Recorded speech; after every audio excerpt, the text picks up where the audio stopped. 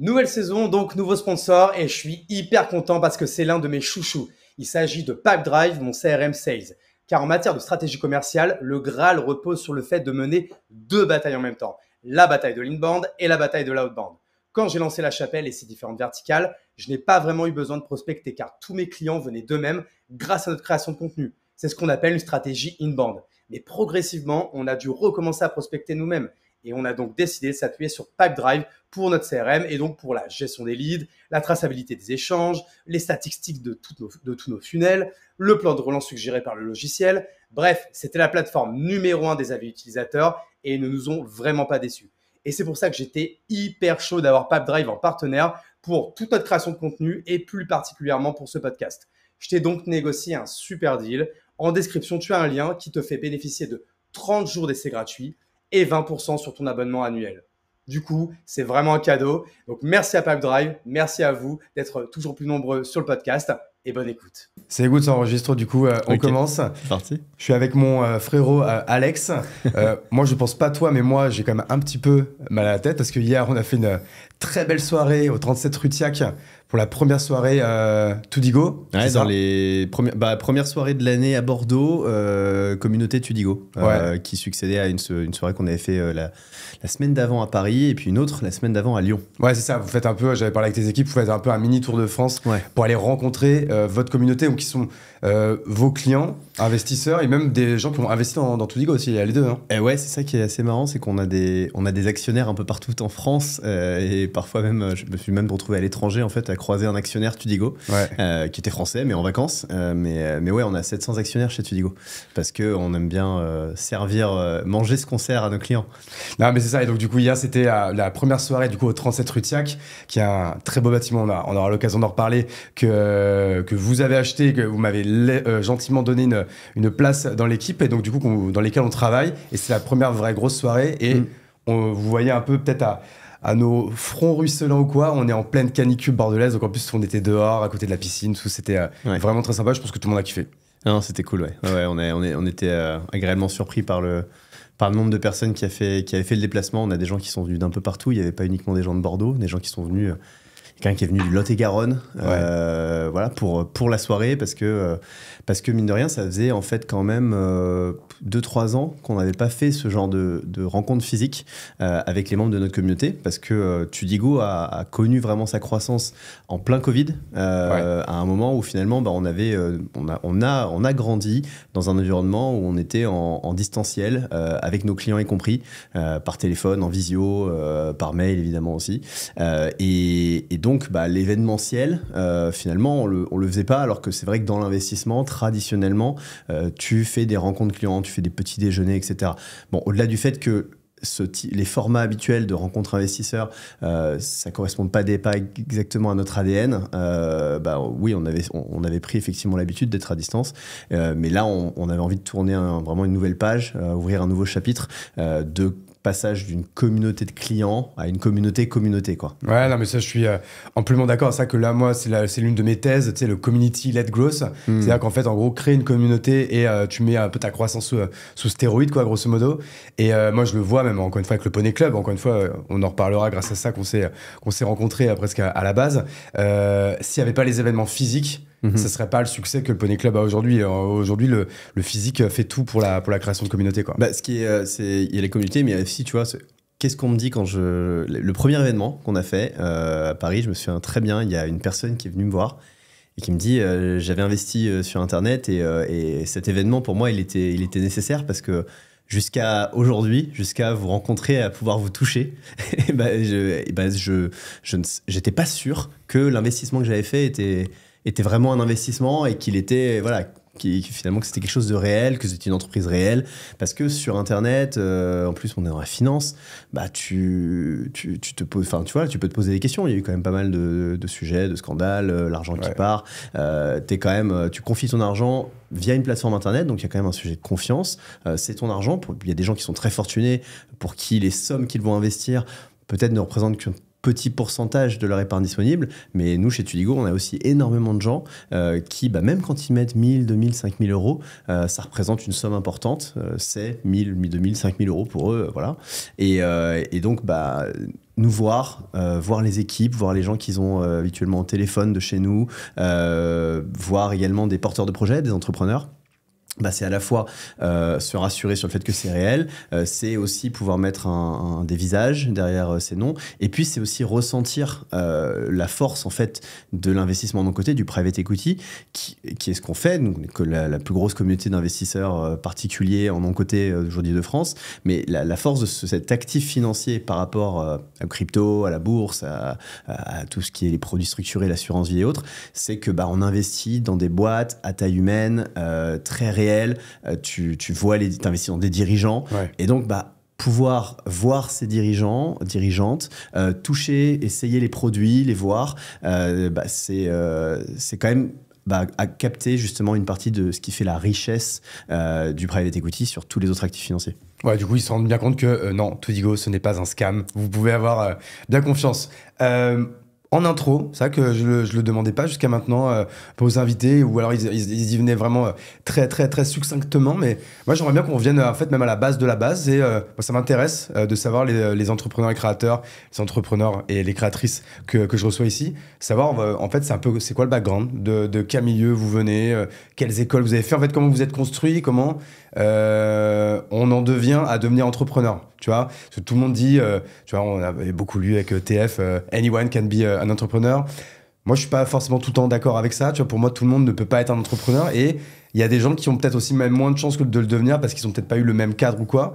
Encore que, tu vois. Donc c'est de ça qu'on peut parler. Donc ça m'intéresse de savoir, toi, tu viens d'où, Alex? Tu sais que j'ai 38 ans, donc ça peut durer longtemps, ce passage-là. Je saurais accélérer quand il faut. J'ai grandi à Argenteuil jusqu'à mes 5 ans, et puis ensuite à Paris, dans le quartier chinois, dans le 13e arrondissement. Ok, on les embrasse. Voilà, c'est le quartier où j'ai grandi. J'ai une famille plutôt classe populaire. Ma mère est arrivée d'Italie après ses études. Elle a fait des études de lettres, et puis elle est arrivée en France, elle a commencé comme femme de ménage, puis ensuite elle a bossé dans les fast-food, puis après elle a fait de l'immobilier, et c'est là qu'elle a commencé justement à investir, à économiser, et c'est ce qui lui permettra après justement en fait d'assurer un toit à ses enfants. Ouais. Mon père, il est arrivé du Cambodge dans les années 70 aussi. Il a fui la guerre les Khmers rouges, quoi, le génocide là-bas. Et donc lui, il est arrivé déraciné. Et puis il est aujourd'hui, il est toujours taxi d'ailleurs, il bosse toujours. Et voilà. Et donc il bosse encore. Il bosse encore, parce qu'il est toujours fauché, mon père. En fait. C'est terrible. Je me suis. Ma mère nous a élevés, en fait, nous a assuré le toit. Mon père n'était pas beaucoup là, mais mon père était plutôt dépensier, du coup, ce qui fait que ma mère était très fourmi, à l'inverse. Okay. Donc j'ai grandi avec cette ambivalence-là, et je pense que j'ai pris de ma mère ce côté très gestionnaire, bon père de famille, d'assurer un toit à ses enfants, d'essayer de mettre des bases, de pas vouloir être à zéro sur le compte, d'être presque, je suis pas inconfortable avec peu de ressources, mais j'aime pas ça et je fais tout faire pour ne pas l'être. Voilà. Ouais. Donc, l'idée même à une époque, tu vois, de pouvoir lever des fonds, d'aller burner, d'être en déficit pendant longtemps, j'ai jamais été à l'aise avec cette idée-là. C'est toujours un truc, voilà, c'est pas quelque chose que je voulais faire, et c'est pour ça que quand on a relancé vraiment la croissance de Tudigo, et ça sera le jump après si tu veux, je t'en parlerai, mais on a voulu le faire avec Stéphane, mon associé, vraiment sur des bases de croissance rentable, de dégager de la rentabilité pour pour ne plus jamais être avec ce truc où tu n'as que 3 mois de trésorerie devant toi.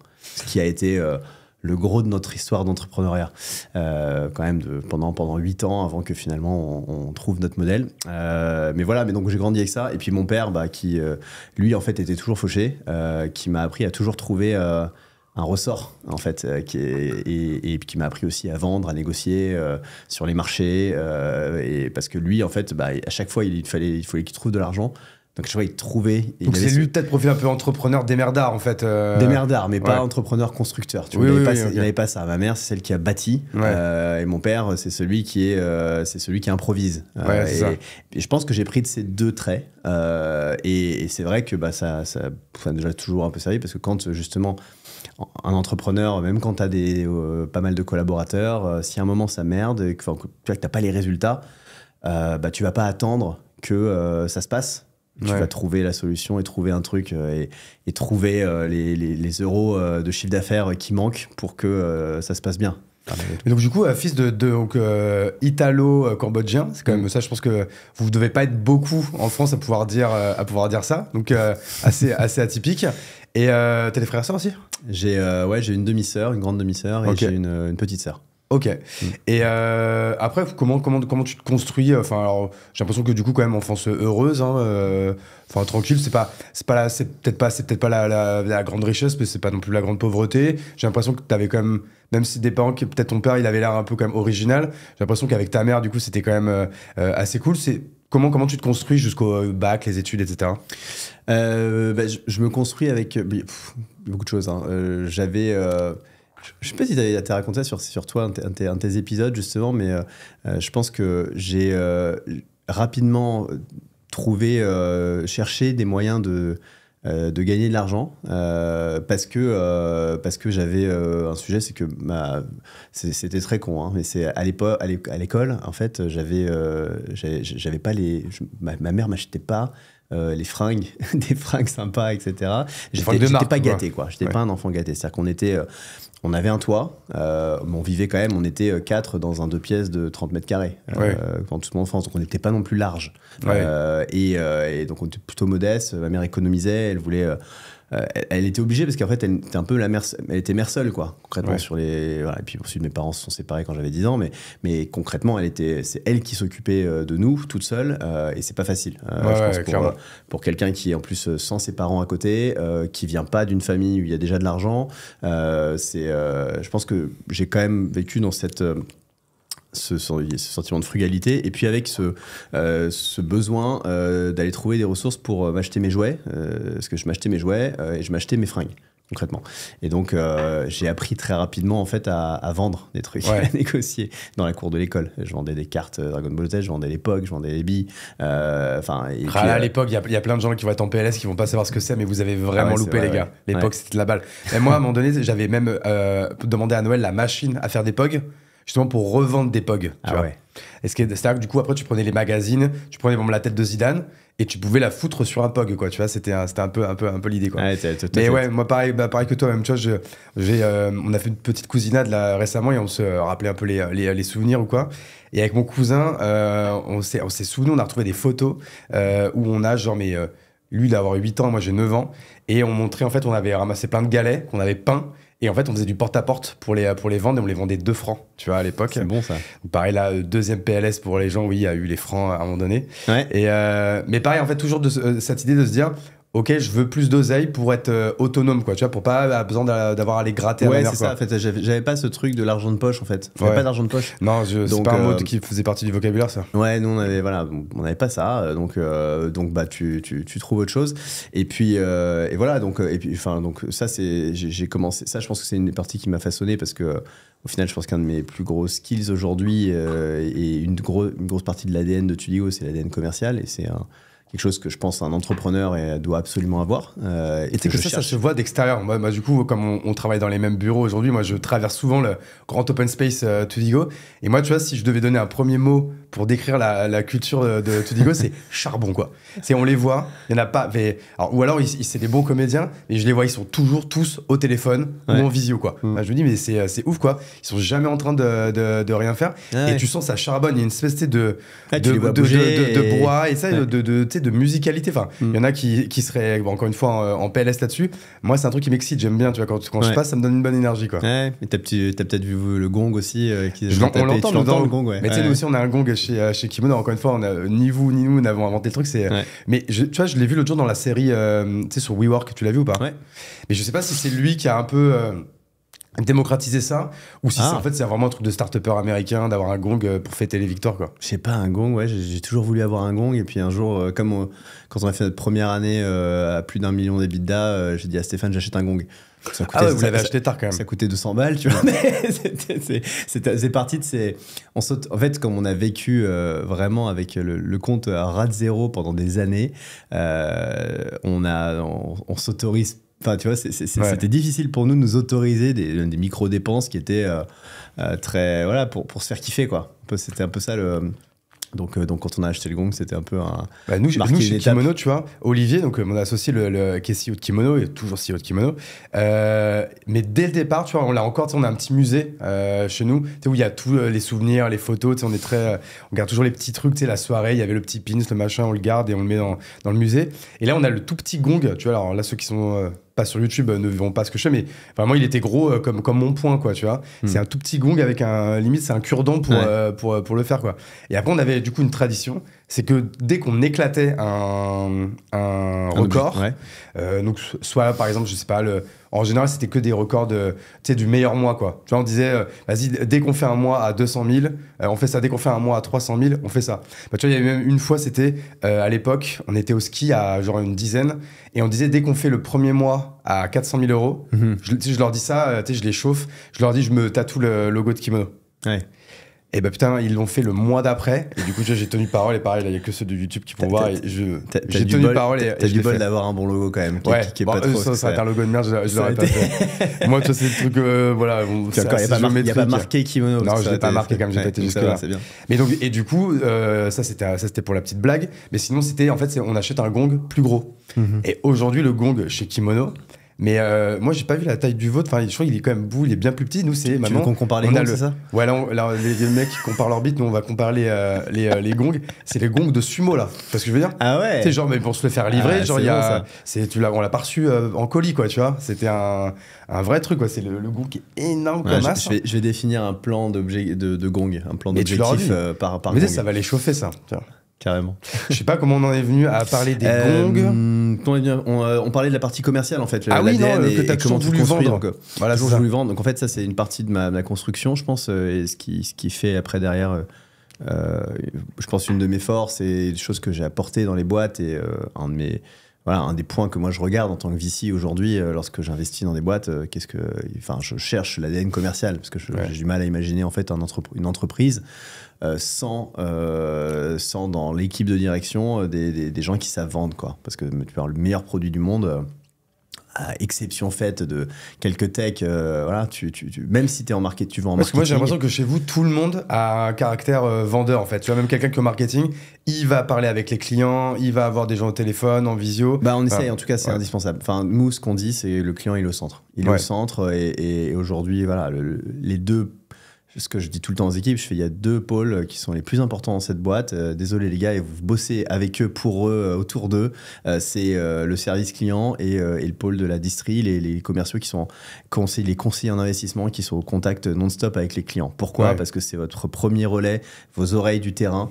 C'est eux qui vont vous dire ce qu'attendent les gens, ce qui embête les gens. Ce qu'ils vous disent, c'est ce que nous disent les clients. Et aujourd'hui, nos clients, nos investisseurs, c'est autour d'eux qu'on doit construire le produit. Ouais, clairement. Ouais. Voilà. Ok, donc du coup, pour reprendre un petit peu la chronologie, tu es à Paris, 13e arrondissement. Donc Paris, ouais, et puis donc ouais, moi j'ai toujours été assez bon à l'école, mais bon après je voulais toujours être le meilleur. Je pense que j'ai toujours été assez compétitif. Compétiteur plutôt. Compétiteur, ouais, compétiteur. Donc j'étais toujours un peu entre premier et troisième de la classe. Et quand j'étais troisième, après je passais premier parce que j'ai changé à chaque fois j'ai commencé dans la ZEP du 13e. Après j'étais dans le lycée de Blanc du 13e. Qui était la partie du 13e un peu plus aisée. Et donc d'un coup tu t'aperçois qu'il y a une vraie écart de niveau. Et là je me suis quand même rendu compte qu'il y a un vrai truc en fait avec les classes sociales, c'est que t'as pas les mêmes. C'est pas tant une histoire de moyens, parce que je pense que j'ai eu des profs corrects au collège. J'ai la même analyse. Mais l'environnement, quand au collège t'es le meilleur en fait d'une classe qui est sous un autre standard peut-être médiocre, en fait c'est un peu le borgne parmi les aveugles, quoi. Ouais, tu ouais. vois. C'est la Non, même mais chose. c'est ça que tu vois, vraiment, qui était dans un collège et lycée de ZEP. Moi, c'est quand je suis arrivé en prépa. Du coup, Ouais. alors moi, j'étais à la campagne dans la Marne, tu vois. Donc, Marne, c'est en Champagne-Ardenne, Nord-Est. Encore une fois, un milieu hyper populaire et tout autour de nous. À part, c'est le fils du médecin, le fils du pharmacien ou la fille du mec qui a le Leclerc, quoi. Tu vois, c'est un peu les notables. Mais sinon, tout le reste, c'est un peu. On était tous un peu du fond du panier-tôt, quoi. Et quand je suis arrivé à Reims en prépa, donc du coup, avec tous les gens qui venaient des lycées privés de centre-ville de Reims ou quoi, pareil, en fait, c'est pas que je me suis senti plus bête qu'eux ou quoi, mais je me dis, ah ouais, ok, eux, ils ont des codes que moi, j'ai pas, tu vois. Ah ouais, Et surtout, ils étaient beaucoup plus à l'aise, en fait. Je sais pas comment expliquer, tu sais, c'est limite dans la posture ou quoi. Moi, quand j'étais là, j'étais très observateur, eux, ils étaient tout de suite à l'aise. Déjà, comme si la prépa, ils en avaient toujours entendu parler. Tu sais, même moi, je suis rentré en prépa, je savais pas ce que c'était l'école. Et je savais même pas qu'à la fin de la prépa, on préparait un concours, en fait. Tu vois, pour moi, nous, les profs, ils nous disaient toujours, on était avec mes 2 meilleurs potes du lycée, depuis la seconde, ils disaient, bon, vous êtes des bons élèves. Tu sais, quand ils nous mettaient les graphiques pour dire, tu peux aller à la fac, à l'IUT ou quoi qu'est-ce, ils montraient, ils disaient la prépa. Et la prépa, ils disaient, ça, c'est le best. Après ça, tu peux faire ce que tu veux. Tu sais, nous, on pensait que ça, c'était genre un passe-droit vers la lune, quoi. Tu vois, c'était, si tu réussissais ça, après, on nous disait, tu vas où tu veux. Mais en fait, pas du tout. En fait, tu fais une prépa, tu passes un concours et tu vas en école de commerce. Et j'étais très content après quand j'ai appris que c'était ça. Je dis, oh, bah, ok, bah, pourquoi pas. Après, je me suis rendu compte que c'était l'occasion peut-être de me barrer du Nord-Est. C'est pour ça que j'ai pris la carte et j'ai pris la diagonale et j'ai dit, je veux aller dans le Sud-Ouest à Bordeaux. Mais voilà, pour revenir à ce que tu disais, je suis hyper d'accord avec cette analyse. Et outre le fait que j'ai adoré les profs que j'ai eus en ZEP, où franchement, les 3/4 des profs que j'ai eus étaient excellents, quoi. Ouais, moi, je pense que j'ai des souvenirs de tous des différentes étapes de certains profs à chaque fois, et peu importe à l'école élémentaire, au collège, au lycée, il y a toujours eu 1 ou 2 profs qui je pense, m'ont marqué et m'ont aidé à devenir meilleur.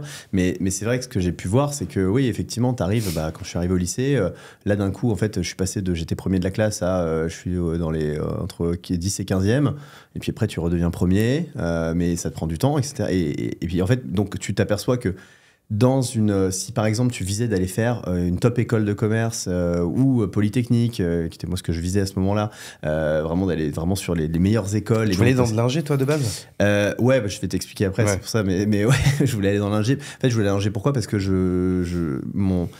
après j'ai eu 3 jobs en fait que j'ai voulu faire dans ma vie. Le premier, c'était astronaute. J'étais très dans les trucs de l'espace et tout ça quand j'étais petit. Tout en modestie, quoi. Voilà. Voilà. Voilà. Et mais du coup, comme j'étais pas mauvais en maths, j'ai fait un calcul de proba et en fait, c'était pas bon ce truc-là. Il y avait vraiment trop peu de chances que je puisse le faire. Et je me suis dit, je vais pas tout focaliser là-dessus. Franchement, je fais quoi? Et j'avais pas on m'avait pas donné les débouchés alternatifs, tu vois, sur ce truc-là. Tu foires, qu'est-ce que tu fais? Je sais pas. Donc celui-là, je l'ai laissé tomber. Et puis après, il y avait président. Donc pareil, un petit sujet de proba et en fait, j'étais aussi, je croyais pas dans mes chances de le faire du fait de mon milieu social et de là où je venais et en fait même de ma gueule en fait, tout simplement. Juste j'ai pas la gueule des mecs qui sont en politique en fait. J'ai pas les mêmes parents, les mecs autour de moi c'est pas du tout les mêmes.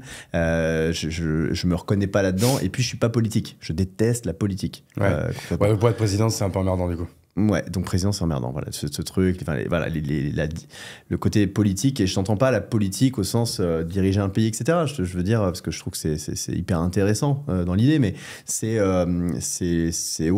les alliances que tu dois faire avec des gens pour arriver à tes fins, et ça, ce côté politique, moi, c'est typiquement dans les anti-valeurs de la boîte, il y a politique. Ouais, je comprends. Ça, je déteste ça. J'ai rien qui m'horripile plus que les gens politiques dans une boîte. En tout cas, dans la mienne. Ouais. Ça, c'est clair. Donc, du coup, pas astronaute, pas président. Voilà, et du coup, entrepreneur. Parce que entrepreneur, ça, c'est arrivé assez vite. Voilà, je pense qu'autour de mes 15 ans, c'était l'idée, parce que je monte une entreprise. Alors, j'avais dans ma tête Bill Gates, tu vois, et donc, ok, si je suis Bill Gates, que j'ai des millions de dollars avec moi, je pourrais faire ce que je veux, je serais libre et je pourrais avoir un impact sur les choses. Parce qu'en fait, la constante dans tout ça, c'est que je voulais avoir une destinée exceptionnelle, je pense. Non, mais c'est bien de le dire et de l'assumer. Ouais, non, mais c'est... De toute façon, en fait, encore une fois, et ça, c'était Jean de la Roche-Brochard qui l'avait dit dans mon podcast. Et il me disait en fait, quelle est la différence en fait entre les entrepreneurs français, là, encore une fois dans leur grande majorité, et les entrepreneurs américains. C'est que l'entrepreneur américain, il dit, je veux faire une boîte à 1 milliard. Alors qu'en fait, le français, il va dire, je veux faire une boîte à 10 ou 100 millions. Il dit en fait déjà rien que dans la sémantique, il y a une différence d'ambition, et du coup, c'est l'ambition qui fait que tu vas moins loin en fait, tu vois. Tu deviens pas président en voulant être maire, quoi, tu vois. C'est vrai, mais je pense qu'il y en a beaucoup qui veulent faire la boîte à 1 milliard et qui, comme moi, en fait, ont démarré avec cette idée-là et qui, faisant chemin, même avec des victoires, etc., l'environnement culturel français, en fait, et les gens autour de toi ne veulent pas voir ça. On peut en parler pendant des heures de ça. On peut en parler pendant des heures, mais en fait, si tu veux, c'est un peu ce truc de... et moi, je l'ai eu l'année dernière, hein, je m'en suis rendu compte, et puis après, là, je suis en train de m'en relibérer, mais je pense que tu étais passé sur le séminaire d'équipe, où j'avais témoigné un petit peu, et voilà, j'expliquais ce truc-là, que vraiment, ça avait été dur les derniers mois, au niveau relations humaines, tu vois, parce que j'avais eu ce truc où finalement je commençais à m'envoler, sans me sentir vraiment pousser les ailes et dire voilà, ok, c'est quoi, je peux la toucher la lune en fait, je peux y aller, elle est là, j'y vais. Et ce sentiment en fait d'avoir les gens autour qui essaient de te tirer en fait et te retirer en bas, parce que aux États-Unis c'est assumé et les gens admirent ces gens qui montent et qui s'envolent, et c'est ces stars montantes, c'est vraiment c'est un truc, c'est dans la culture américaine, c'est ok, on veut voir ça. En France, on veut que les gens soient modestes, on veut que les gens réussissent pas trop, on veut qu'il y a de l'envie, il y a de la jalousie, beaucoup, je pense, dans la culture, en fait, culturellement. C'est vrai. Et voilà, et j'adore la France pour plein d'aspects, et je pense qu'il y a vraiment plein de choses qui sont très intéressantes, bien sûr, dans la culture française, au-delà de juste de l'environnement et du confort qu'on peut avoir ici. Mais ce qui manque, c'est cette passion, cette admiration pour l'ambition des gens. On fustige l'ambition un peu trop, je trouve, et c'est dommage, parce que c'est ça aussi qui vient couper les ailes de certains. Donc tu as intérêt à être sacrément, tu disais, est-ce que tout le monde peut être entrepreneur ? Je pense que tu veux être entrepreneur en France, tu as intérêt à être sacrément blindé et capable de faire abstraction de tout ce qu'il y a autour et y aller. Et tu crois pas que ça change un peu ça, avec tu vois, l'entrepreneuriat est en train un peu de se mainstreamer, tu vois, on pense bien entendu à des émissions comme Qui va être mon associé, tous les contenus qu'on peut trouver en podcast, sur YouTube, sur LinkedIn, même sur Instagram, enfin vraiment sur tous les réseaux. Justement, est-ce que ça, c'est pas une image qui peut peut-être un petit peu changer ça ? Non, alors je dis pas le contraire. Vraiment, tu le vois et tu le vois sur les réseaux sociaux, on le voit sur LinkedIn. Il y a des gens qui sont, pour le coup, ça les enthousiasme, etc. Il y en a, hein, et de plus en plus. Mais tu as toute une frange de la population aujourd'hui, et je pense que on le voit avec le contexte législatif actuel. On est juste avant les élections législatives. Si on se fait la temporalité de cet épisode-là, on est juste avant des élections qui montrent que, en effet, il y a une France qui n'est pas la France qu'on a dans le centre de Bordeaux, où personne ne comprend ce qui s'est passé et les résultats des sondages, ou à Paris ou dans les grandes villes. Et je pense qu'il y a deux réalités. Il y a des gens qui sont trop dans le mal, en vérité aussi, pour admirer des gens qui réussissent aussi et qui jalousent et qui voilà, et je peux comprendre, ils sont tellement dans le mal, ils se sentent tellement oubliés du système, ils ont vécu tellement de justement ces injustices inhérentes en fait dans tous les systèmes, hein, ne serait-ce que c'est l'inégalité en fait, que pour eux c'est dur en fait de voir des gens réussir, de voir des gens qui pour le coup ont ces ailes et qui vont tirer un peu vers le bas. Et puis après il y a cette même si ça change en effet, on a quand même grandi, ça change depuis 5 ans, ça commence à changer et c'est bien. Depuis le Covid un peu, hein, puis le Covid, et en plus parce qu'il y a eu le double effet qui se coule quoi. C'est qu'en plus même avec le Covid, il y a beaucoup de gens qui veulent devenir entrepreneurs. Alors, quand je dis entrepreneur, ça peut être monter des startups, mais ça peut aussi être devenir solopreneur ou freelance ou et travailler tout seul dans sa chambre. Parce que toi, tu dois peut-être mieux connaître les chiffres que moi, mais je sais pas, c'est genre l'année dernière, je crois qu'il y a 1 million de sirettes qui ont été créées. Alors, tu peux avoir un numéro de SAT, il y a aussi les professions libérales, mais qui sont une forme d'entrepreneuriat aussi. Et là, tu vois, alors que nous, quand on est à peu près de la même génération, quand nous, on a commencé à entreprendre, on n'était pas les vilains petits canards, mais on était un peu une anomalie dans la matrice, quoi, tu vois. Ouais, si, on était les...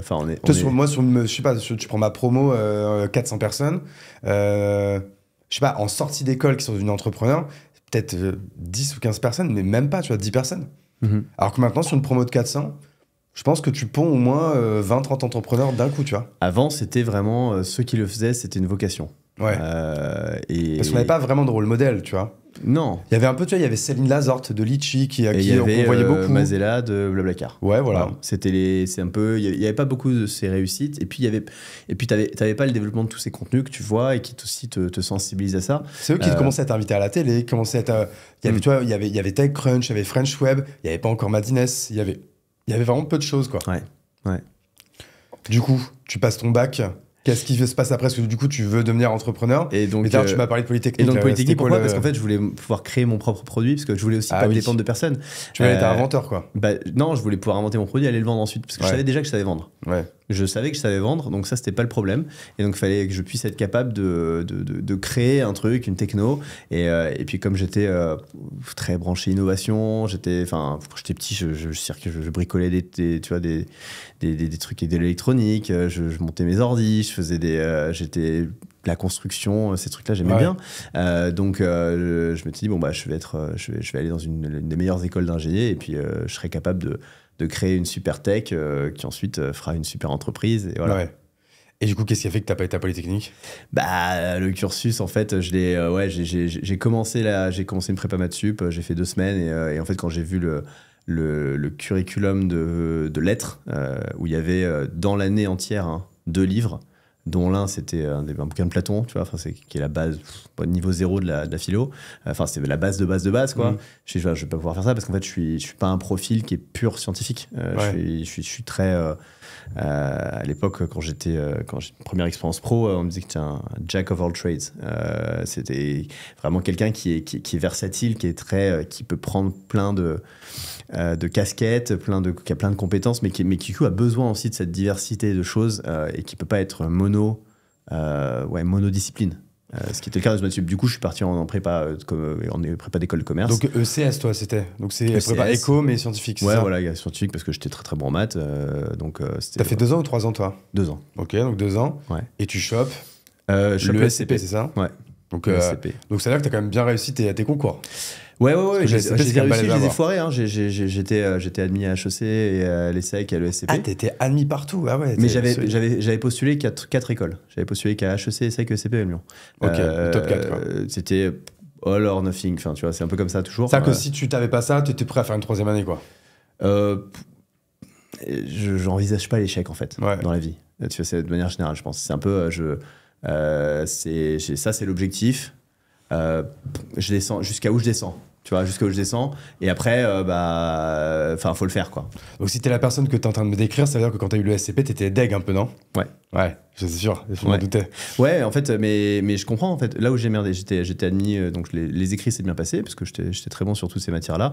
Et en fait, c'est les oraux où, pendant la prépa, franchement, la prépa, ça a été dur, parce que je me suis retrouvé dans une prépa, où ça? Je me suis retrouvé à IPSup, parce que j'ai dû changer qui est une prépa... C'était pas une sorte de boîte à bac, c'est un peu là? C'était une des meilleures prépas, mais c'était une prépa privée. Et donc, du coup, c'était une prépa avec plein de gamins du 16e et autres qui étaient encore d'un autre environnement que moi. Et je faisais tâche, concrètement, quand je suis arrivé là-bas, parce que j'avais des gros baguilles, j'avais des pics dans les cheveux et des bracelets. Parce que je rêverais de voir cette photo-là, franchement. Les photos de moi à l'ESCP au début, et ça, j'avais un style, j'étais un peu punk. Un style à toi, quoi. Mon style à moi, quoi. Voilà. Et donc, je me suis fait, sur le premier rendez-vous, je me souviens, avec le directeur de l'école, il m'a dit, en revanche, vous allez aller chez le coiffeur et puis vous allez m'enlever ces trucs-là, des choses dites tout de suite pour le premier jour. Je fais d'accord, ok.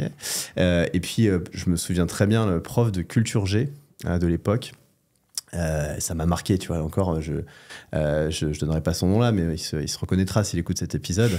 Et cet enfoiré, je pose une question, où je sais plus si je posais une question où j'avais répondu en cours, en classe.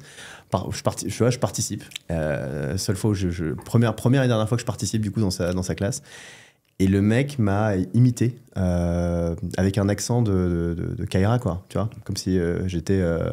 Il s'est foutu de ma gueule, mais vraiment devant tout le monde, parce que j'avais un accent de la banlieue. J'avais cette intonation dans la voix, de façon de parler. qui traduisait le fait que je venais pas de ce milieu-là. Alors que maintenant, tu parles comme un mec qui habite dans le centre-ville de Bordeaux. C'est ce que m'avait dit, tu vois, mon head of marketing. Il me fait ouais, non, mais toi, tu vois, sur les vidéos, on peut pas, parce qu'il faudrait qu'on mette quelqu'un plutôt qui est plus mainstream, plus toi, Alexandre, c'est bonnes écoles, bon milieu et machin. Je fais, je sais pas d'où je viens, mec. Ouais. Je sais, on sait ce qu'on voit maintenant, mais bon, c'est parce que j'ai passé mon temps en fait à changer de milieu, à gommer, à m'assimiler. Tu vois, on avait cette discussion aussi sur l'époque quand j'ai fait ce post sur le racisme aussi, mais m'assimiler, c'est ce que j'ai fait. J'ai passé mon temps à faire, quoi, pour changer, pour m'adapter. Mais après, j'ai développé des capacités et des facultés adaptatives. Tu vois, je suis un peu un caméléon, quoi. Donc, c'est ça. Et du coup, je peux parler à n'importe qui. Et j'adore parler à n'importe qui, en plus.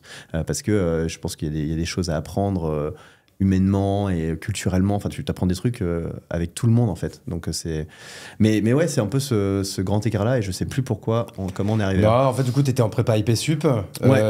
Du coup, tu expliquais pourquoi. Ah oui, qu'est-ce que tu avais foiré aux oraux?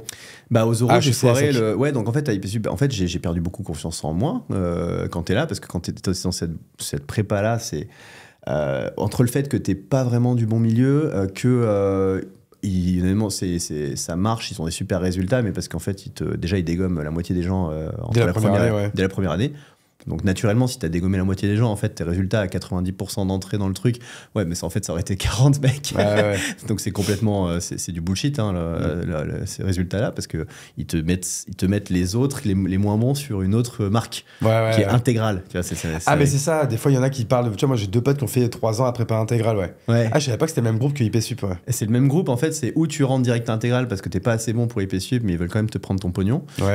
Ou t'es pas assez bon pour rester sur la marque IP Sup et garantir qu'ils ont leur taux de succès a priori à la fin de la première année, et tu dégages chez Intégral. Ah Bill, non mais on appréciera quand même le panache de businessman, quoi. C'est un peu ça. Donc du coup tu foires un peu tes euros. Et du coup mes euros se passent tous bien sauf l'entretien de personnalité, parce que à ce moment-là, en fait, je sais pas ce qui s'est passé, j'ai oublié que moi j'étais fait pour être entrepreneur, et je leur raconte que je veux faire de la pub.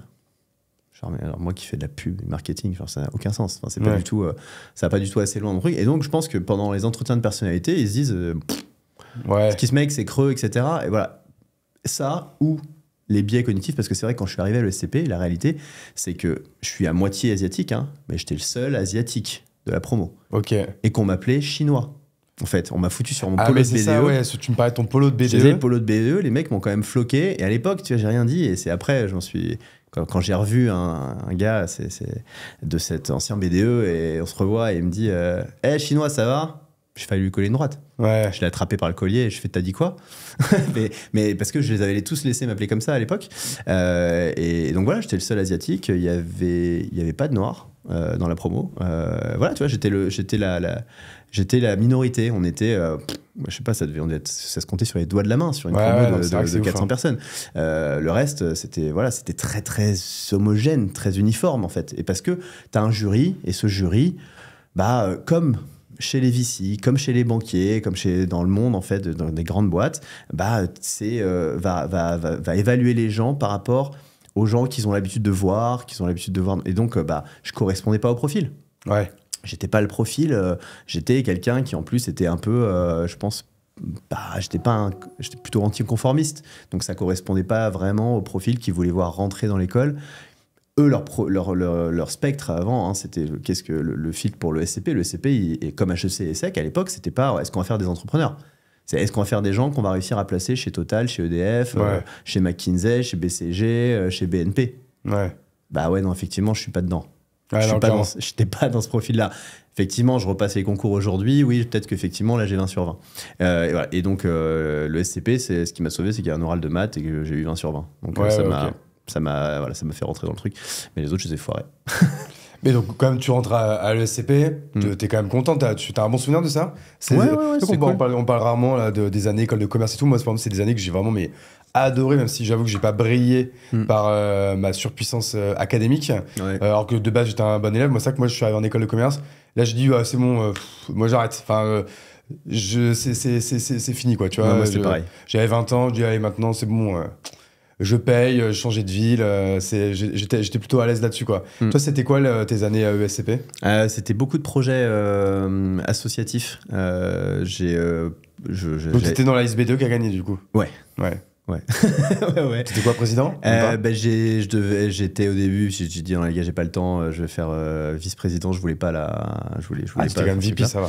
Ouais, puis après je suis sorti du B2 une fois qu'on avait été élu parce que j'avais d'autres trucs, j'ai fait plein de trucs, hein. J'ai fait une asso humanitaire et j'étais parti au Pérou sur une asso qui s'occupait des enfants des rues à Lima. C'était très cool, ça m'a fait tomber amoureux de l'Amérique latine. Moi, j'ai fait un road trip de 6 mois avec ma femme là-bas. Quand je dis avec ma femme à l'époque, ça l'était pas, tu vois. Et on est parti 6 mois là-bas en 2012. Et notamment, on a fait un mois au Pérou, après un mois en Bolivie, après un mois au Brésil. Et puis avant, on avait fait un mois également en Équateur. Mais ouais, pareil, j'ai adoré, quoi. Moi, j'aime beaucoup l'Amérique latine parce qu'il y a il y avait il y a un côté très optimiste, très jovial, très les gens, quoi. Enfin, tu vois, il y a ce sens de communauté aussi. Il est très présent là-bas et j'aime beaucoup cette culture. Bref, mais j'ai fait une comédie musicale. Tu vois, aussi. J'étais acteur, chanteur, danseur. Mais non, mais putain, c'est deuxième photo ou vidéo qu'on veut voir. Celle-là, tu la trouveras pas. C'est mort. Ou alors, faut réussir à refouiller vraiment dans Facebook. Ça va pas être facile. Et je vais pas te la sortir. Donc, je vais prendre mon petit casque, ma petite lampe torche et je vais aller creuser. Voilà, faut creuser, ouais. Donc voilà, et puis enfin ça c'était quelques projets parce que j'avais envie de faire autre chose que j'avais assez étudié dans ma vie. Et puis en fait la partie dont je me souviens qui est ma meilleure phase, c'est mon semestre d'échange aux US où j'étais à côté de Chicago et j'étais avec une personne qui est maintenant, qui à l'époque en fait je connaissais pas, voire que j'aimais même pas trop d'ailleurs, et qui est un de mes meilleurs potes aujourd'hui, qui est Julien Sylvain, qui a fondé une boîte qui s'appelle Teddy Bear. Ok, on connaît Teddy Bear, on aime beaucoup. Et voilà, et donc en fait on est devenus hyper proches et meilleurs potes aux US dans cette université. Ah, c'est bien. Ils deviennent quoi Teddy Bear là? Ça va bien, ils viennent de sortir encore un nouveau matelas. C'est une belle grosse boîte, hein. Qui est pas loin des 100 millions d'euros de chiffre d'affaires. Ah ouais, c'est huge. Hein. Il est à Paris, lui? Ouais, il est à Paris. Faut que tu me le présentes, j'aimerais bien le recevoir. L'histoire de Teddy Bear, elle est incroyable aussi, quoi. Ouais. Alright, donc du coup, semestre à l'étranger. Voilà, et on arrive bientôt puis je suis aux fin, US, et les US, c'est la culture anglo-saxonne aussi, culture de l'entrepreneuriat, et ça me rappelle ce que je voulais faire, quoi. Ouais. Donc je reviens, je me lance dans un premier projet de boîte. Pas le bon parce que je voulais juste vraiment me lancer dans un truc, donc dans un projet dans la restauration. Finalement ça marche pas, et donc c'était quoi grosso modo? C'était un bus restaurant étoilé. Un bus restaurant étoilé. Avec un chef étoilé. Il y a rien qui va dans cette phrase. Il y a rien qui va. Je voulais vraiment faire quelque chose et je pense que c'est parti comme ça. Je fais 1 an, j'ai pas de thunes, donc je vais chercher un job. Long story short, je fais 2 ans et demi dans une grosse boîte de conseil en strat, et puis après je me lance et je fais à l'époque Bulb in Town, qui est une plateforme de crowdfunding en dons, un peu comme un KissKissBankBank Ulule, mais version locale, donc pour des commerces, des restos, des agriculteurs, etc. Là, on est il y a un peu plus de 10 ans, là. Ouais, on est en 2013. Ouais, ok. De 2013, globalement, à presque 2018, en vérité, parce qu'il y a eu... Comment tu rencontres Stéphane, d'ailleurs? Je l'ai rencontré à l'école en première année. Et vous étiez potes direct? On était potes, on a été coloc, et en fait, au moment où je décide que je vais partir, où je vais relancer un projet, lui, il s'avère qu'il avait quitté son job, et il veut s'occuper entre les 2 recherches de job. Et donc, je lui dis, viens m'aider sur ce truc-là. Et puis, en fait, au bout d'1 semaine et demie, il me dit, écoute, j'ai un peu réfléchi, j'aimerais bien te rejoindre. Est-ce que ça te dit, qu'est-ce que tu me proposes? Et je lui dis, écoute, on vient de commencer, 50-50, let's go. Ouais. Et voilà. D'ailleurs, vous avez bien fait de faire ça, parce que sinon, ça peut foutre le bordel sur la durée, de pas être un peu à part égale, quoi. Ouais, je sais pas. Je sais pas comment se débrouillent les autres là-dessus. Nous, ça est toujours. Enfin, on préfère faire comme ça. En fait, moi, ce qui m'intéressait, c'était pas le contrôle, c'était pas les parts, c'était le projet et de réussir à faire quelque chose, en fait. Donc, c'était pas d'avoir 60, 65, 70. Ça, j'en ai vraiment rien à foutre. Et voilà. Et donc, c'est quoi le premier projet que vous financez? C'était un café associatif à Montreuil. Okay. On a fait plusieurs en même temps. On a eu trois projets en même temps. C'était café associatif à Montreuil, Le Petit Ballon, à l'époque, une boîte qui a été revendue ensuite à vente privée. Ah ouais, et c'était à l'époque où ils avaient une petite boutique. Martin, ils étaient vraiment, enfin c'était tout petit quoi, et on a fait une collecte de 5000 balles. Okay. Martin est un gros personnage de ouf. Il vient dans le podcast à la rentrée, je l'adore. Ah bah il est top. Ouais. Il vit à Barcelone maintenant, et puis maintenant il y a un CEO no founder qui est Gilles, et qui paraît qui est un mec incroyable. Ouais. Et ça, ils ont été rachetés par Vente Privée. Ouais. Et Vente Privée a revendu depuis aussi, je crois, non? Il n'y a pas une histoire comme ça? Bah tu lui demanderas. Je dis des bêtises. J'ai pas l'histoire, mais voilà. Donc on fait ça et pendant 5 ans, et puis en 2018, on lance Tudigo en incorporant du coup de l'investissement, qui fait qu'on a une plateforme hybride entre crowdfunding en dons et crowdfunding en equity. Ouais. Et pareil avec cette dimension très locale. Et c'est vraiment en fait en 2020, au moment du Covid, où tout s'arrête pour nous parce que on finançait des restos, des brasseries, des distilleries, que on a l'opportunité de tout remettre à plat et faire table rase complet et en fait relancer ce qu'est Tudigo aujourd'hui, qui n'est pas une plateforme de crowdfunding. Ce qui est vraiment cette communauté, cette plateforme d'investissement qui démocratise le private equity et qui amène le meilleur du private equity aux particuliers. Ok, donc ça qu'on on va pas forcément revenir sur toute cette première partie qui est Bull Benton, ça je t'ai déjà entendu en parler dans d'autres podcasts. Qu'est-ce qui fait que pendant le Covid, vous éclatez? Est-ce que, enfin moi d'extérieur, de ce que tu me dis, c'est que j'ai l'impression que déjà en fait ça vous a peut-être obligé pour la première fois depuis des années à faire enfin ce fameux pas en arrière pour dire ok bon c'est pas ouf là ce qu'on est en train de faire, est-ce que c'est vraiment notre ambition? Non, voici ce qu'on voudrait faire. Et est-ce que le fait que les gens étaient beaucoup chez eux ou quoi, est-ce que pareil ça a changé quelque chose pour vous? Et c'est vrai qu'on parle de 2020. On parlait tout à l'heure de genre de qui va être mon associé, de la création de contenu, tout ça et tout. Tout ça en fait arrive en 2020. 2020 c'est une année vraiment charnière pour l'entrepreneuriat. Je pense que tout se passe en même temps et que alors le reste du marché, les autres plateformes de crowdfunding ne font pas cette croissance, elles stagnent.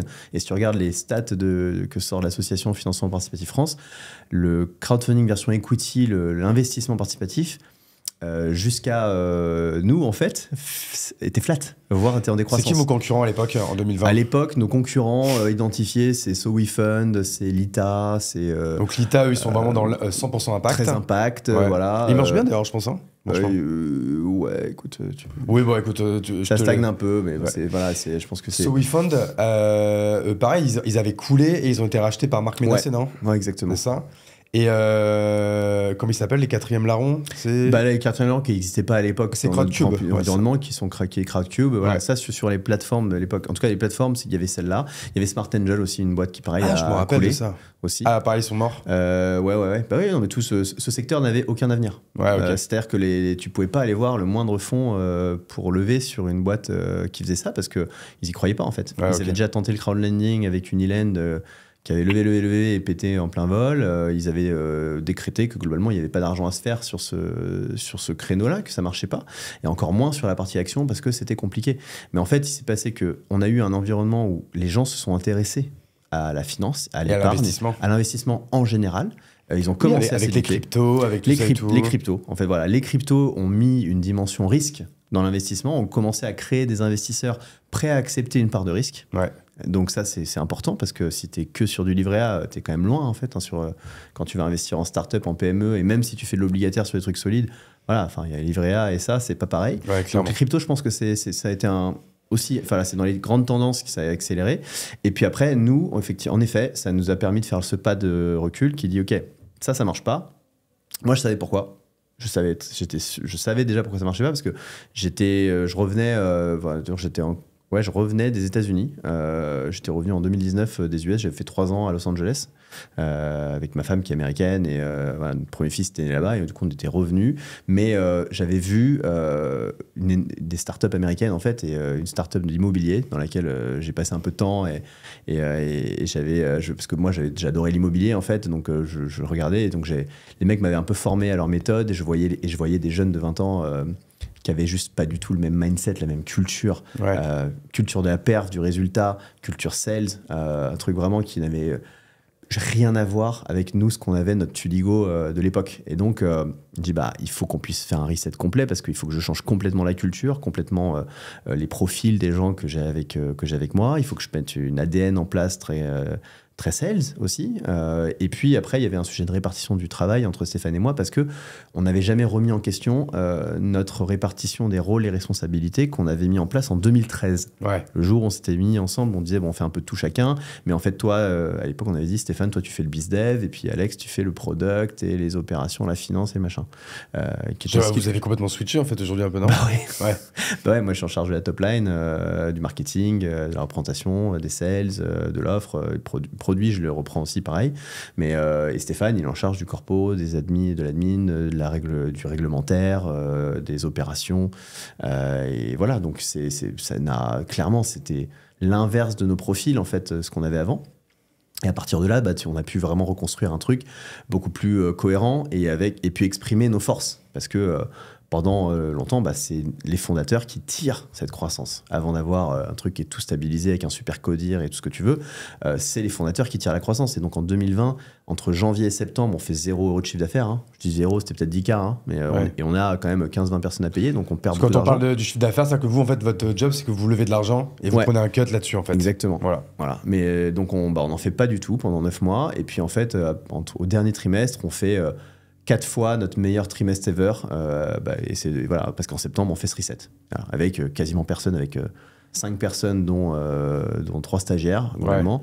Le reset et là, ça part. Et ensuite, du coup, on fait 6 millions d'investissement sur cette année 2020, 14 l'année suivante, 40 l'année d'après, en 2022.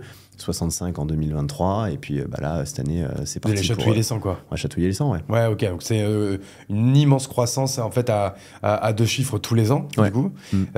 Quasiment même à 3. Quand tu fais x2 tu as 3 chiffres. 3 chiffres. Ouais, non, on double en gros en chiffre d'affaires etc. tous les ans et mais on le fait toujours avec un prévis qui est un peu plus conservateur et c'est parce que c'est ce qu'on apprend aussi en 2020 avec Stéphane. On se dit ok, là on relance le truc mais on fait une gestion piloté, c'est au mois, on regarde tout, on reforecast tous les 3 mois. Alors on a fait notre reforecast hier, tu vois, avec Stéphane. On reforecast la top line, on reforecast les charges pour être sûr qu'on tombe sur nos objectifs en EBIT. Voilà. Donc voilà. Donc ça, c'est aussi des bases qu'on a mis en place qui font qu'on s'est retrouvé à faire une bonne croissance avec des bons choix. Parce qu'en fait, le fait d'avoir cette croissance rentable nous a amené aussi à pouvoir prendre des décisions d'investissement qui étaient moyen et long terme aussi. Parce que juste pour bien comprendre le switch, le switch qui fonctionne, c'est que vous changez de métier en fait. Ouais, aussi, ouais. Parce que en fait, d'un coup ça marche pas, puis d'un coup ça marche bien. Mais en fait, alors, outre le fait que vous avez un peu switché les rôles, que vous avez un peu on viré tout le monde pour dire allez vas-y on fait table rase ou quoi, c'est qu'en fait d'un coup vous vous êtes dit bon maintenant c'est plus le petit resto du coin en local, c'est maintenant justement c'est plutôt la chaîne de restaurants qui franchise, c'est plutôt eux qui vont être en fait si tu prends nos concurrents les plateformes de crowdfunding auxquelles on s'identifie plus nous aujourd'hui. Avant une plateforme de crowdfunding en fait c'est quoi? C'est un lever de fonds sans même des contacts d'investisseurs. C'est une plateforme web. Elle prend des projets basés sur le potentiel qu'elles ont de diffusion du projet auprès d'une communauté de clients, de followers et autres. Le projet fait un bon marketing sur le site. Il diffuse par mail et sur les réseaux sociaux à ses clients et aux gens qu'il connaît. Et ces gens-là investissent. Globalement, c'est ça. Donc, en gros, qu'est-ce qui se passe quand tu fais ça? C'est que c'est très one-shot. Les gens viennent pour le projet et puis après, ils disparaissent. Donc, ton repeat, et nous, notre repeat à l'époque, il était même pas 3%. Tous les mois, tu avais moins de 5% des gens qui avaient investi, qui avaient déjà investi avant chez toi. Aujourd'hui, j'ai lu qu'il était vers les 50%. Aujourd'hui, c'est 50%. Parfois, c'est 60% et plus. Des gens, voilà, c'est la communauté d'investisseurs Tudigo fait la croissance de Tudigo et fait notre capacité d'investissement parce qu'ils investissent une fois, ils reviennent, ils investissent, ils investissent. Et donc ça amène plein de choses et notamment une capacité d'investissement. Et la capacité d'investissement t'amène naturellement aussi les meilleurs dossiers du marché parce que tu es capable de mettre les mêmes tickets que les plus gros fonds. Moi, je suis sur des tours aujourd'hui avec Partech, avec Euraseo. C'est-à-dire que ces fonds-là viennent investir sur des projets qui sont sur Tudigo. En fait, ou plutôt vous investissez à leur côté. Alors, ils viennent les deux. Parce que tu vois, si je te prends l'exemple de Give, qui est une boîte bordelaise, je ne sais pas si tu as déjà reçu Hakim. Mais Hakim était dans ce fauteuil la semaine dernière. Et voilà. Donc, Hakim, il a dû te dire qu'il a peut-être parlé du dernier tour de table qu'il a fait. Avec vous, complètement. Ouais. Voilà, c'était un tour à 4,5 millions. On a dégainé le premier 1,6 million et les fonds ont suivi. Ok. Tu vois. Donc ça, c'est un cas. C'est-à-dire qu'en fait, vous avez convaincu un fonds de mettre le premier 1,6 million. Nous, on a mis 1,6 million, mais avec la communauté. C'est-à-dire que la communauté d'investisseurs, Tudigo et Give, typiquement, a apporté 1,6 million. Et ensuite, tu as 3-4 autres investisseurs, Family Office, fonds très gros BA, qui ont mis 3 millions de plus. Ok, je comprends. Donc ça, c'est un cas. Et l'autre cas, c'est le tour est en cours. Il y a déjà des fonds dessus. Tu as déjà des Family Office dessus. Brickhouse, par exemple, qui a une antenne à Bordeaux, c'était un tour où il y avait le fonds de Pernod Ricard, tu avais des très gros BA, tu avais Family Office TAC de BetClick, par exemple, dessus aussi. Là, qui est à Bordeaux aussi. Donc, tour à 12 millions. Et nous, sur les 12, on en représentait 3 millions. 3 millions 5 même. Donc, parce qu'on met des tickets équivalents à ceux que vont mettre les gros fonds. Voilà. Et donc, pareil, j'ai un autre projet en ce moment, il y a Partech et Euraseo au-dessus, c'est une medtech. On est investisseur aussi. Ok. Un ticket aux mêmes conditions. Donc, c'est ça, en fait, qui fait un peu votre switch. Moi, du coup, ce qui va m'intéresser là un peu dans l'analyse de ces 4 ans qui nous amènent aujourd'hui à 2024, c'est les sujets de gestion de croissance et de gestion de la culture. En plus, là, quand je dis gestion de la culture, je pense que pareil, vous avez reset la culture et que vous avez refait quelque chose de peut-être pas foncièrement différent parce que de toute façon, la culture, elle déborde déjà toujours des founders. Vous n'avez pas non plus changé du tout au tout en 2020.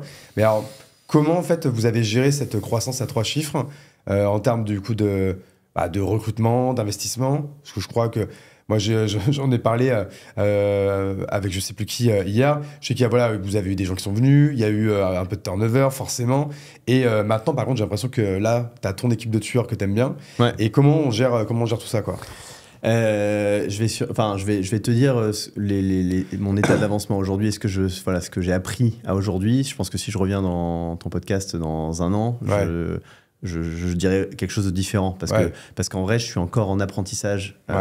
J'apprends cette partie humaine, culture, management que depuis 2 ans. Et je l'apprends dans la douleur. C'est l'exercice le plus dur quand on entreprend, moi je trouve, la RH, le recrutement, le management. Il y en a qui sont à l'aise comme un poisson dans l'eau. Moi j'avoue que c'est la chose que je trouve la plus compliquée dans notre métier, quoi. Ouais, et puis surtout quand tu es un profil qui a l'habitude de faire et qui a eu l'habitude de se débrouiller tout seul pendant longtemps et qui sait faire plein de trucs et assez bien et vite et donc qui attend la même chose, tu vois, des gens. Voilà. Bon, j'ai pas un profil, j'étais pas manager de carrière avant, donc ça n'a jamais été mon rêve d'être manager non plus. Non, je suis ravi et je suis fier et honoré d'avoir des gens qui me suivent et qui s'engagent et qui sont là pour bosser sur le projet. C'est gratifiant en vrai. C'est gratifiant aujourd'hui. C'était dur l'année dernière et je pense qu'on n'a pas eu un peu de turnover. Franchement, je pense qu'on a eu beaucoup de turnover. La réalité, c'est ça. En termes d'entrée-sortie. Quoi, on recrute trop vite, on onboard mal. Tout mon capitaine. C'est un peu. On a une DRH, elle est incroyable depuis seulement 2 mois. Tu vois, donc c'est hyper récent. Et avant ça, c'est Stéphane et moi un peu à l'intuition. Avec une intuition qui vaut pas grand-chose en fait sur ce sujet-là. Et donc on recrute, on laisse recruter. Donc en fait, je pense que si je dois résumer un peu mes apprentissages, c'est que si tu veux maintenir la culture, déjà, il faut la connaître, ta culture. Il faut l'exprimer. Donc vous l'avez mis sur papier, vous? On l'a mis sur papier. Et il faut que cette culture, en fait, vraiment pas la laisser... Tu peux aller voir effectivement qu'est-ce que ressentent les gens. Et après, il faut voir si effectivement ça correspond à toi et ce que tu as dans les tripes. Parce qu'il y a peut-être un désalignement entre ce que vont ressortir les gens et toi. Et là, déjà, c'est le premier check-up pour se dire est-ce que c'est la bonne culture, que j'ai à l'intérieur de l'organisation. Est-ce que ça correspond à ce que moi j'ai dans les tripes? Parce qu'en fait, tes tripes, c'est ce qui va se ressentir au quotidien si tu les laisses s'exprimer. Deuxième point sur la culture, il faut laisser s'exprimer tes tripes, justement. Et ça, c'est ce qu'on n'avait pas pendant les 8 premières années parce qu'on a laissé la culture... une culture qui ne correspondait pas à nous, à notre personnalité, à ce qu'on croyait intimement, se développer. Et la raison pour laquelle on fait ce scale, justement, d'un coup en 2020, c'est qu'en fait, tout le monde s'en va. Parce qu'on a chômage partiel, Covid et machin. Donc en fait, et les gens voient qu'on perd... on en est à 0 € de chiffre d'affaires, 600 000 de pertes, si tu veux. Les gens, finalement, ils quittent le navire. Ils disent qu'il n'y a pas grand-chose à perdre. Et voilà, et tant mieux, tu vois, c'est bien. Et ils avaient tout à fait raison à l'époque. Mais je pense que tu as un vrai sujet, c'est d'aller assumer qui tu es et qui tu veux que cette boîte soit. Et il n'y a pas de... j'ai entendu, non mais Tudigo, c'est pas Alexandre, tu vois. Je fais, si mec, bien sûr. Tudigo, c'est Alexandre et Stéphane, en fait. Bah si, en fait, parce que on le connaît comme notre poche et qu'en fait, si de toute façon, c'est pas nous, c'est quoi en fait, tu crois? Aujourd'hui, c'est pas ça. Demain, quand on sera Apple, ouais, mais Apple, est-ce que même avant que ça se devienne le Apple qu'on connaît aujourd'hui, est-ce que c'est pas autre chose que Steve Jobs? Ouais, bien sûr. Ouais. Le Apple qui a réussi et qui a pu renaître de ses cendres, c'est Steve Jobs. Hein, tu vois, donc ça, je pense, c'est important. Et puis après, c'est effectivement de recruter les bonnes personnes sur la base des valeurs. T'as un sujet, et ça c'est mes apprentissages parce que c'est pas ce qu'on a fait. Hein, t'as un sujet de recruter les personnes qui sont les bonnes personnes pour l'orga et l'orga qui est la bonne orga pour le business et pas l'inverse. Tendance classique dans les startups. J'ai les gens actuellement. Qu'est-ce que je fais comme orga autour? Ouais. Connerie. Okay. C'est la grande connerie. On a voulu faire ça pendant longtemps parce qu'en fait, tu veux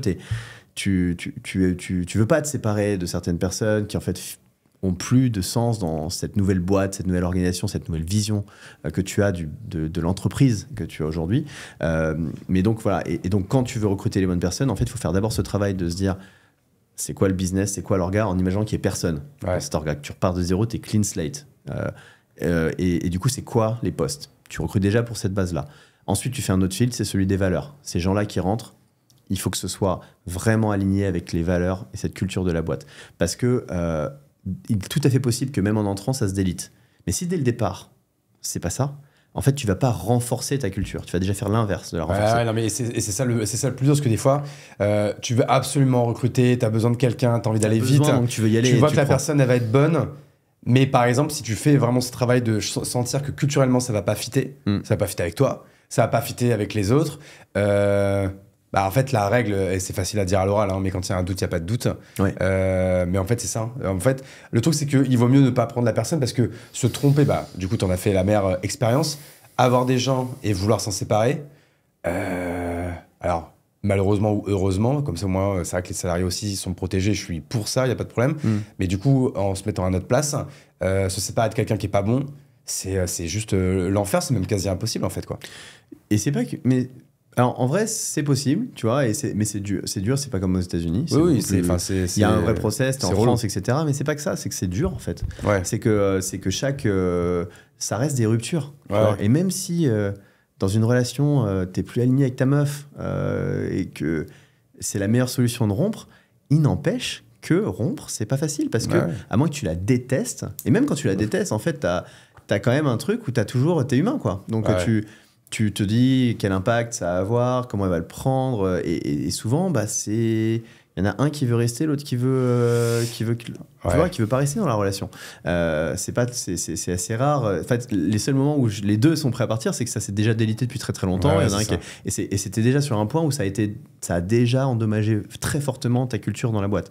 Et après, tu as un effet sur les équipes, c'est qu'en fait, à chaque personne qui part, les équipes se disent moi, je suis sûrement le prochain. Ouais. Parce qu'ils n'ont pas compris que c'est juste qu'en fait, c'est pas pareil. C'est pas parce qu'en fait, là, il y a une personne qui est partie qu'en fait, on est des robots et on va cutter chaque truc. Non, c'est pas vrai. C'est juste que il y a des gens, on s'est aperçu, on a fait une erreur et en fait, on s'aperçoit que c'est pas les bonnes personnes pour la culture, pour l'orga, pour l'atteinte des objectifs, que ça va peser sur l'équipe, que ça va alourdir le travail de gens de l'équipe qui vont du coup plus pouvoir faire bien leur travail, être épanouis parce qu'ils vont devoir compenser pour l'autre élément de la team. Et donc, voilà, et que toi, en tant que dirigeant, tu dois faire ces choix. Si tu peux t'éviter un max de ces choix, parce que tu en feras toujours, et surtout quand tu as une boîte qui évolue et qui double de taille tous les ans, parce que ta boîte change de profil, tout simplement. Elle est sur... les attentes changent, elles s'élèvent, et donc tu n'as pas tout le monde qui évolue à la même vitesse. Clairement. Mais bon, si dès le départ, déjà, tu vois, t'as mal recruté sur cet aspect-là, tu te mines, en fait, déjà, tu te mines la suite, quoi. Non, mais clairement, mais de toute façon, ça, c'est clairement, encore une fois, le truc le plus dur. Et c'est, tu vois, quand tu étais en train de parler, je me suis rappelé, moi, c'est pareil, c'est de nombreux entretiens que j'ai fait dans ma vie pour dire à une personne que ça le fait plus, il va falloir se séparer. Parfois, ça se passe bien, parfois, ça se passe mal. Franchement, j'aurais pas de stats là-dessus. Je pense qu'il y a les deux. Mais même quand ça se passe bien, tu le dis, c'est comme une rupture. C'est quelque chose qu'il va falloir expliquer au reste de l'équipe. Tu sais pas comment ça va être perçu. Donc, si tu communiques mal, et moi, souvent, en plus, après, j'ai mal communiqué parce que, voilà, un peu par lâcheté, etc. et tout, tu t'oses pas trop dire ces trucs-là et tout. Mais, la RH, c'est compliqué. Donc, vous en avez fait la mère et la douce expérience, parce que vous avez aussi les deux, parce que moi, tu vois, quand je vois votre team encore une fois aujourd'hui, après je vais arrêter de vous jeter des fleurs, mais on voit qu'il y a un vrai truc qui se passe, quoi. Il y a un vrai truc qui se passe, c'est un des meilleurs trucs. On l'a vu à la soirée d'hier, quoi, tu vois.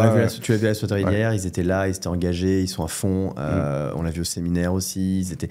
En fait, c'est comme avec les enfants, tu vois. C'est dur.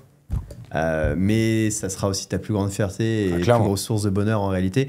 Et moi, c'est Patrice Thierry qui a monté un incubateur avec ses fondations qui s'appelle Tomcat et avant ça Pro FCE qui l'a revendu 300 millions d'euros, qui me dit il y a un mois environ, je lui parle, tu vois, un peu on bosse ensemble sur des sujets et puis je lui parle un peu des problèmes que j'ai eu. Il me fait non mais attends Alex, moi je vois plein de fondateurs en fait de boîtes qui veulent devenir des licornes. Tu seras jamais une licorne en fait si tu ne deviens pas un HR lover. Un quoi? HR lover. Il est très à l'américaine, Patrick. Il est toujours en train de. Il y a toujours des références. Du coup, ça veut dire quoi? Ça veut dire qu'en fait, ton nouveau job, t'étais un super vendeur, super marketeur, t'es un super exécutant, t'es un bon communicant. Ok, c'est cool, Alex. Mais le job, il se passe à l'intérieur, auprès des équipes. Et donc, moi, je passais pas mal de temps, tu vois, à Paris, etc. Là, j'ai vachement recentré et je reviens au siège, à côté des teams. Et je dis, OK. C'est pour ça que vous êtes au centre avec Stéphane dans l'open space. C'est pour ça que je me rends, j'ai un de nos actionnaires qui est passé hier soir, il me fait ah c'est bien vos bureaux, tout ça, et alors, il est où toi? Où est ton bureau, Alexandre? Machin. Je suis pas de bureau, moi. Pas de bureau, c'est la table au milieu des équipes. Voilà, c'est tout. Parce que c'est ça, en fait. Le job, c'est eux qui vont faire la croissance. C'est eux qui vont te permettre d'accomplir cette ambition-là. Donc, en fait, ton job, c'est de les accompagner là-dedans, de les faire grandir, de les souder. Et tu dois devenir premier DRH de ta boîte au sens... Vraiment au sens plus noble et plus fort du terme. Vraiment, celui qui considère... Les ressources humaines, c'est le cœur, à un moment pour passer sur une autre étape complète de développement. Ok, donc c'est pour ça qu'aujourd'hui, tu es un petit peu plus à Bordeaux, parce que c'est vrai que toi, tu es obligé aussi d'aller un petit peu à Paris, parce que tu travailles toujours, d'ailleurs, tu es toujours sur BFM une fois par semaine? Ouais, je travaille pas parce que je suis pas payé, donc c'est pour pas. Ah, t'es pas payé? En vrai, je pensais que t'étais payé pour faire ça. Je suis chroniqueur bénévole parce que j'adore l'émission dans laquelle je suis et la journaliste qui est Lorraine Goumeau. C'est quoi le nom de l'émission et c'est à quelle heure? Ça s'appelle Tout pour investir et c'est tous les jours de 10 à 12. Et moi, je suis. Avant, j'étais tous les jeudis, c'était jeudi private equity avec Alexandre en gros de 10h15 à 11h avec une pause entre les deux. Et là, je fais le vendredi. Donc c'est toujours en direct?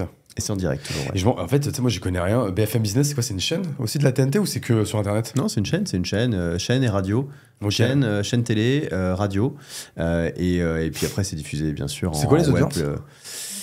Pas communiqué, je peux pas te dire. Ah ouais? Ouais. Je sais quoi, on est plus près de 50 000, 100 000, 200 000? Quand je peux pas te dire, c'est que c'est pas une histoire de confidentialité, c'est que je ne sais pas. Ah ok, je pensais que genre t'as pas le droit de le dire ou quoi. Non, je ne sais pas. Non mais faudrait que j'aille checker, parce que c'est vrai que c'est intéressant. Qu'est-ce que ça t'apporte, ça, de faire ça? Parce que c'est quand même... Enfin, moi, je sais, je te croise régulièrement dans le train. Coup, à la gare. À 6h45. Non, c'était le train de 6h18, non, plutôt? Toi, tu prends plutôt 6h45. Alors, c'est un jour où j'étais à 6h45. Ouais. Parce que c'est vrai qu'à Bordeaux, il y a beaucoup de Bordeaux-Paris. Franchement, le matin, il y en a peut-être toutes les demi-heures, je crois. Ouais. Mais bon, c'est pratique, parce que maintenant, on peut être à Paris en 2 ans. Moi, j'aime bien prendre suite 6h18, même s'il oblige à se lever à 5h et quelques. Ouais. Mais au moins, à 8h30, t'es à Paris. Et tu peux être en rendez-vous à 9h, 9h30. Ah ouais. Et du coup, quand tu veux faire l'aller-retour sur la journée, tu vois, tu peux un peu optimiser, quoi. Ouais. Parce que toi, je sais pas depuis combien de temps t'es à Bordeaux, mais j'ai connu le train de 3h37. Si tu voulais faire l'aller-retour dans la journée... Je me serais pas installé à Bordeaux s'il n'y avait pas eu le train de 2 heures. C'est que quand un truc de ouf, quoi. Moi, j'ai grandi à Paris, hein, donc il y a eu l'épisode Los Angeles entre les deux. Mais je me suis installé à Bordeaux en 2019.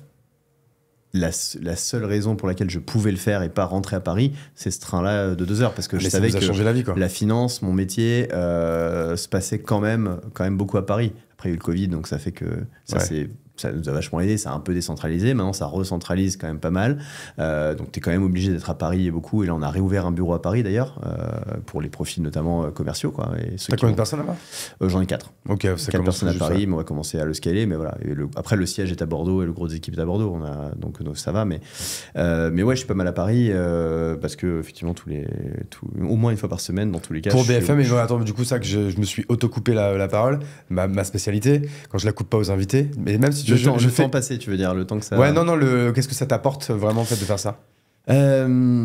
Je pense que, ça montre, ça participe de notre mission qui est de démocratiser l'investissement d'un côté. Parce que cette émission s'appelle quand même Tout pour investir. Et ce que je fais sur cette chronique-là, c'est qu'à chaque fois, je prends un élément d'actualité un peu en intro, je le décrypte. Et puis après, derrière, je fais une session on appelle ça de coaching. Je suis le coach private equity. Donc en fait, je prends un sujet et je vais donner des conseils actionnables aux gens. Conseils actionnables, c'est-à-dire que tu peux vraiment, tu écoutes ma chronique, tu repars avec un truc que tu peux utiliser quand tu vas investir en mon côté, investir dans une start-up. Voilà, donc ça peut être parfois c'est sur un secteur, je te décrypte un secteur, je dis investir en e-commerce et je finis par ok, qu'est-ce que tu regardes avant de rentrer dans une boîte en e-commerce, c'est quoi qui fait un bon investissement pour une boîte en e-commerce, les valorisations, comment rentrer à la bonne valo, je t'explique en fait qu'est-ce que tu dois regarder et comment en fait on va faire nous, tu vois, et donc toi, pour évaluer si la valo elle est bonne. Toutes les semaines, c'est toi qui choisis tes sujets ou on te les impose? Non, c'est moi qui choisis les sujets et Lorraine me les valide, mais c'est moi qui les propose, ouais. Alors après, moi je me dis que je pense que du coup, intellectuellement parlant, ça doit être hyper stimulant. C'est le mais deuxième du coup, truc, ça doit te prendre quand même vachement de temps, un peu de charge mentale, parce que ça doit se préparer. Ou alors, tu as trouvé ton organisation et maintenant, c'est assez fluide. C'était le cas beaucoup parce que je me faisais je m'en faisais une montagne. Ouais. Et en fait, là, ça fait quand même... Je fais ça depuis septembre, donc maintenant, ça fait... t'as fait une trentaine d'émissions, quoi. Ouais, je fais une trentaine d'émissions, donc maintenant, c'est beaucoup plus simple, j'ai l'habitude, je suis beaucoup plus à l'aise. C'est comme moi avec le podcast, j'étais en train de calculer, tu vois, là, je dois être peut-être la 60e ou 70e personne que je reçois. Maintenant, c'est clean, hein, mais moi, en vrai, je peux paraître comme ça hyper à l'aise à l'oral et tout, mais moi, genre, le tout premier épisode, et pourtant, j'avais fait exprès de prendre des potes, tu vois, parce que c'est pour ça qu'on avait oublié de dire en intro, c'est que là, on est au mois de juin, j'ai commencé en septembre. Toi, tu devais être dans la saison 1 de base, mais on a vachement fait traîner à chaque fois, ça allait pas dans les agendas. J'étais avec cet agenda à Paris où j'étais tout le temps à Paris, donc c'est... Voilà. Mais tu vois, je prends les premiers, même si c'était des potos. Moi, je m'écoute, je dis mais je sens les trémolos dans la voix, le machin, je sais pas quoi dire. Je sais pas comment. Au début, t'es pas à l'aise. Hein, et en effet, tu t'en fais toute une montagne. C'est un autre exercice. En fait, c'est une nouvelle discipline. Et puis après, en fait, moi j'adore ça en fait. Je kiffe maintenant. J'y vais, je suis content d'y aller. Il y a toujours le truc, il faut préparer mon sujet. Ça, c'est toujours. Et je me retrouve toujours un peu à faire la veille parce qu'en fait, j'attends que. C'est comme quand je dois faire un speech, en fait, j'arrive jamais à faire le discours en avance. J'ai besoin d'arriver de là et de sentir le truc et je sens ça sort. Là, c'est un peu pareil, mais ça va très vite parce qu'en fait, ce dont je me suis rendu compte, et c'est justement Lorraine, la journaliste, qui m'a aidé à m'en rendre compte, c'est qu'elle me l'a répété, je pense, semaine après semaine, pendant des semaines, c'est que je préparais trop et que c'était pas nécessaire parce qu'en fait, j'avais déjà tout dans la tête. Et en fait, j'ai déjà tout dans la tête. C'est vrai que tu le faisais un peu de manière scolaire. Très scolaire. Tu faisais un peu le prépa, en fait. Recherche, mais voilà, et je le fais toujours. Je me prépare toujours mon grand plan. Maintenant, je prépare un grand plan. Avant, je préparais un détail pas possible. Mais en fait, je me suis rendu compte que, attends, mais en fait, je sais tout. Ouais. En fait, je sais tout. J'ai vu des milliers de dossiers. Je bosse dans le domaine à fond depuis des années. Genre, je sais tout du private equity. Donc, je sais tout de l'investissement en startup, je connais tous les secteurs, je connais tout ce qu'il faut regarder. En fait, j'ai pas de problème, je peux te faire des conseils. Tu me poses une question, c'est parti, je peux enchaîner sur le sujet. Et ça, c'est le temps de se rendre compte de ça. Et puis après, du coup, ça devient beaucoup plus naturel et ça va beaucoup plus vite. Donc là, en termes de prépa, ça va relativement vite. Et puis, quand je suis à la bourre et que j'ai pas eu le temps de le faire, je le fais dans le train le matin. Sur le bord de Paris, ça passe. Ouais. Et cette place, t'as cherché à l'avoir ou on est venu te chercher? Non, Lorraine est venue me chercher. Okay. Mais c'était au début pour faire un petit test et puis en fait je suis devenu régulier et je suis devenu leur coach private equity hebdomadaire, quoi. Ouais. Donc, et ça, t'arrives à calculer le ROI de l'émission sur le développement de Tudigo. Grosso modo, est-ce que ça vous apporte des dossiers et est-ce que ça vous apporte des investisseurs? La réponse est sûrement que oui, mais vous arrivez un peu à le traquer ou pas? Le traquer très peu, même si de temps en temps on sait qu'il y a des gens qui disent j'ai vu Alexandre sur l'émission et donc voilà. Mais non, pas autant. On n'arrive pas autant à le traquer que si on avait un channel YouTube par exemple où on pourrait le faire. C'est beaucoup plus difficile à traquer. Maintenant, ce que je sais, c'est que en tout cas, ça participe d'une stratégie plus globale. C'est un peu comme de la com. Ça participe d'une stratégie plus globale de consolidation d'une notoriété, d'expertise, d'experts. Ouais. Ça montre qu'on n'est pas une plateforme de crowdfunding, ça montre qu'on est vraiment on représente le secteur en fait. Aujourd'hui, on sait parler du sujet, du private equity. On a une vraie expertise très forte dans le domaine. Ouais, donc c'est ça en fait. Aujourd'hui, ça en fait, c'est une pièce, une brique de ton mix marketing de marque personnelle et de comme avec 360. LinkedIn, c'est pareil. C'est Ouais. une brique dans tout ça pour effectivement évangéliser, démocratiser, montrer qu'il y a de l'expertise. Voilà, ouais, parce que c'est ça. Aujourd'hui, t'es hyper actif sur LinkedIn, tu pètes pas mal. Ça, tu t'es mis toi assez récemment en fait. J'ai l'impression que ça fait quoi? Ça fait 6 mois que tu t'y es mis. Ouais, je me suis mis moi. En fait, avec BFM quoi, en fait. Bah, BFM c'est septembre. LinkedIn c'était géré au début avec une community manager. Et puis en fait en décembre je l'ai repris et c'est là que ça a pété. Ouais. Et parce que je suis passé de on fait de la com et du community management à on va parler de. On crée une marque personnelle. On crée, mais c'est surtout que j'avais des messages que je voulais faire passer, et je voulais faire un truc qui est authentique en fait, et je voulais pas faire juste un truc qui est sympa en forme et qui pour faire des clics si tu veux, c'est plus se dire ok j'ai certains messages que je veux faire passer, j'ai un j'ai une cible, j'ai une thèse, tu vois, pas juste d'investissement, mais j'ai des idées fortes que pour le coup qui sont fortes pour moi et qui pour moi comptent, je vais en parler. Et en fait du coup ça rend tout le truc plus facile parce que les sujets ils viennent comme ça. Je sais quel angle je vais prendre sur les choses. J'ai plein d'idées tout le temps très vite parce que maintenant je sais de ce dont je vais parler. Et pourquoi il fallait que je le fasse moi-même? Parce qu'il fallait que je comprenne vraiment le truc en profondeur. Moi j'aime bien foutre les mains dedans. Avant de le filer à quelqu'un éventuellement, tu vois. Parce qu'en fait je me suis aperçu que c'est quand je fais pas ça en général ça marche pas. C'est mon expérience à date. Je te dirai encore peut-être autre chose dans un an. Mais voilà. Non mais pareil, parce que il y avait des formats qui plaisaient beaucoup. C'était tu faisais tous les lendemains de Qui va être mon associé, tu faisais un peu un débrief de tous les avec tous les dossiers. Avec Jean-Pierre Nadir. Tu faisais un post LinkedIn pour ça. Et puis tu faisais aussi un live Instagram, non je crois, ou un live, je sais plus. Un live sur Livestorm. On faisait un live en plus. Ah oui, donc du coup qui était retransmis plutôt sur LinkedIn du coup. Ensuite on renvoyait via YouTube aux gens qui avaient participé, mais enfin LinkedIn était la source d'acquisition des inscrits à ce webinaire. Et puis ensuite on le rediffusait, on le renvoyait par mail. Du coup, vous faites quoi avec Jean-Pierre Nadir? Parce que c'est vrai que j'ai l'impression de vous voir beaucoup ensemble. C'est quoi les projets que vous avez fait avec lui? Jean-Pierre, en fait, il a une des dynamiques, c'est un de nos ambassadeurs. Il a un club d'investissement ouvert. Tu peux prendre une adhésion premium et avec des avantages, pas avoir de frais sur ton investissement et des avantages spéciaux. Mais sinon, tu peux venir en gros le suivre et investir dans des dossiers que lui a sélectionnés et en plus qu'il accompagne derrière. Parce qu'en fait, il est très. Quand il rentre dans une boîte, il est ultra actif. Mais vraiment, il parle à ses boîtes toutes les semaines. C'est une sorte d'angel list, en fait, grosso modo, ou un peu différent? Ouais, avec la différence que là, on a notre communauté, quoi. En plus, c'est pas juste le gars qui a sa communauté qui l'amène dessus. C'est pas juste un SaaS, c'est qu'on vient amener en plus la puissance de frappe Tudigo par-dessus.